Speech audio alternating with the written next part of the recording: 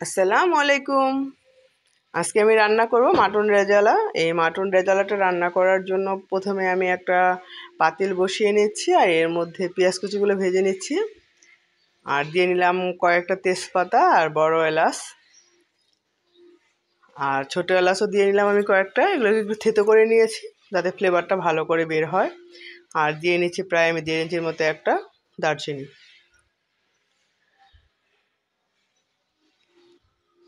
এ পর্যায়ে আমি দিয়ে নিলাম হলো ধনিয়া গুঁড়া,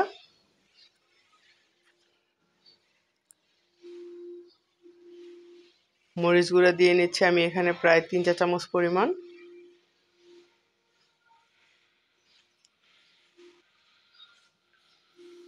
হলুদ গুঁড়া দিয়ে নিচ্ছি প্রায় আমি এখানে 1 চা চামচের একটু বেশি।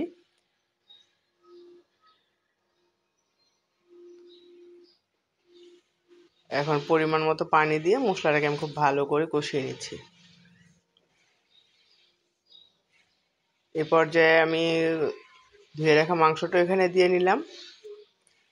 মাংসটা দিয়ে খুব ভালো করে মশলার সাথে নেড়ে চেড়ে মিশিয়ে নিচ্ছি।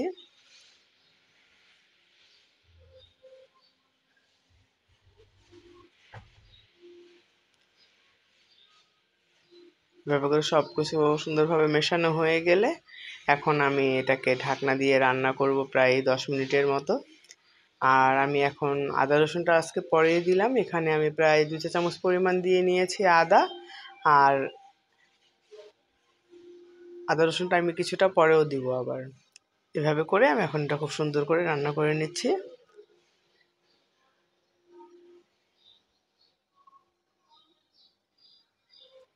এভাবে করে এখন আমি এভাবে বলক চলে এসছে,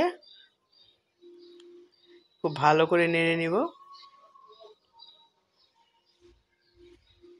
আর এই পর্যায়ে চুলার জালটাকে আমি মিডিয়ামে রাখবো যাতে নিচে লেগে না যায়। আর এখন বাকি আদা রসুনটুকু আমি এখানে দিয়ে নিব। এর মধ্যে আমি আরও দিয়ে নিচ্ছি হলো 2 চা চামচ পরিমাণ রসুন আর 1 চা চামচ পরিমাণ আদা। এখানে মাংসের পরিমাণটা আমার যেহেতু 2 কেজি মাংস এখানে রান্না করতেছি আমি 2 বারে আদা রসুনটা দিলাম।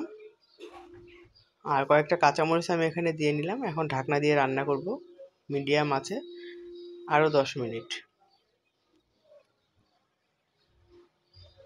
এখন আমি খুব ভালো করে নেড়ে দিব।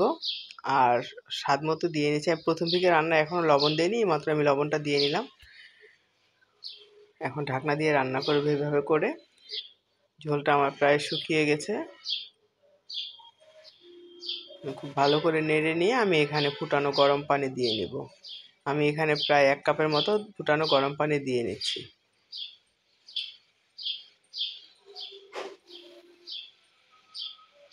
ফুটানো গরম পানিটা দিয়ে এখন আমি খুব ভালো করে নেড়ে চেড়ে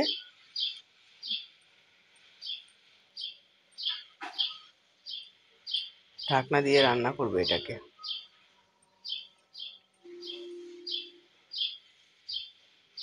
এই তো, এই পর্যায়ে আমি আবার ঢেকে দিব মাংসটা, তাহলে মাংসটা খুব ভালো করে কুক হবে ভিতর থেকে।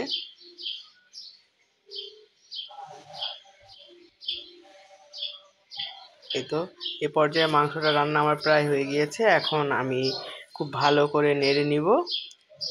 নেড়ে নিয়ে আমি এখানে কিছুটা পেঁয়াজ বেরেস্তা আর সামান্য জিরা গুঁড়া দিয়ে মাংস রান্নাটা আমি শেষ করব। আর এরপরে আমি বাটিতে বেড়ে সার্ভ করব মজাদার খাসির রেজালা বা মাটন রেজালা। এই তো, রান্নাটা আমার শেষ।